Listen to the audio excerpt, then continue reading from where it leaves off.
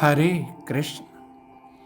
कभी सोचा है जब मन से विवेक मिट जाता है तो इंसान कितना खतरनाक हो सकता है। मनुष्य की प्रकृति दो तरह की होती है, एक होती है दैवीय और दूसरी होती है आसुरी। आसुरी प्रवृत्ति आत्मा को अज्ञानता की ओर ले जाती है और ऐसे लोग आत्मा की प्रेजेंस को नहीं मानते। वो कर्मों के प्रतिफल की संभावना भी नहीं मानते। ऐसे व्यक्ति के लिए श्री कृष्ण कह रहे हैं, एताम दृष्टिम वष्ट भय नष्टात्मानोल्प बुद्धय, कि अल्प बुद्धि वाले लोग भ्रामक और आसुरी सोच को ही सत्य मान लेते हैं। उनका आत्म विवेक नष्ट हो चुका होता है, उनकी बुद्धि भ्रमित और सीमित हो जाती है। वो आगे कहते हैं, प्रभय वंत्युग्र कर्माणा क्षाय जगतो हिता। ऐसे में वो क्रूर, हिंसक और अहंकार से भरे कर्मों में प्रवृत्त हो जाते हैं।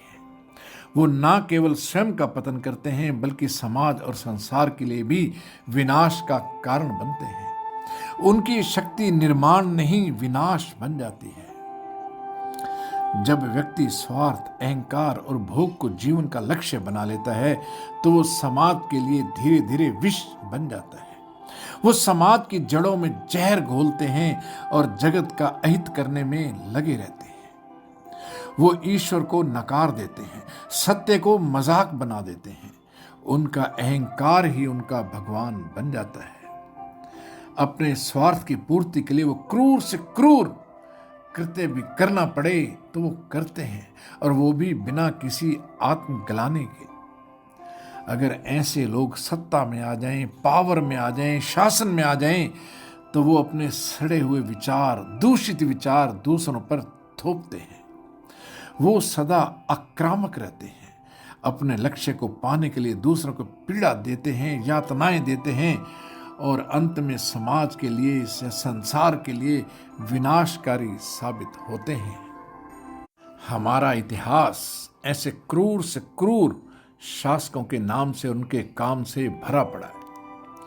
आज भी ऐसी सोच वाले शासक संसार में ऐसी विषमता और विकृति उत्पन्न कर देते हैं कि संपूर्ण विश्व विनाशकारी युद्ध के रक्तपूर्ण दलदल में फंस कर रह जाता है। आज भी आप देखेंगे कितने देश अपने स्वार्थों को लेकर एक दूसरे पर आक्रमण करते रहते हैं, मिसाइल्स आदि फेंकते रहते हैं। इन राष्ट्र अध्यक्षों का ईगो लाखों लोगों को बेघर कर रहा है, हजारों सैनिकों को मार रहा है। परमाणु बम के ऊपर बैठा आज का ये संसार, इस संसार की क्या हालत है, इसका पूर्व अनुमान भगवत गीता ने बहुत पहले ही बता दिया था। भगवत गीता में उनके लिए यही संदेश है कि सबसे पहले अपने विचारों को पवित्र करो, क्योंकि विचार ही कर्म बनते हैं और कर्म ही भाग्य बनते हैं। जिस दिन मन में विवेक जाग जाता है उस दिन आश्रय प्रवृत्ति हार जाती है। तो मित्रों, ये था अध्याय 16 से श्लोक संख्या 9। हरे कृष्ण।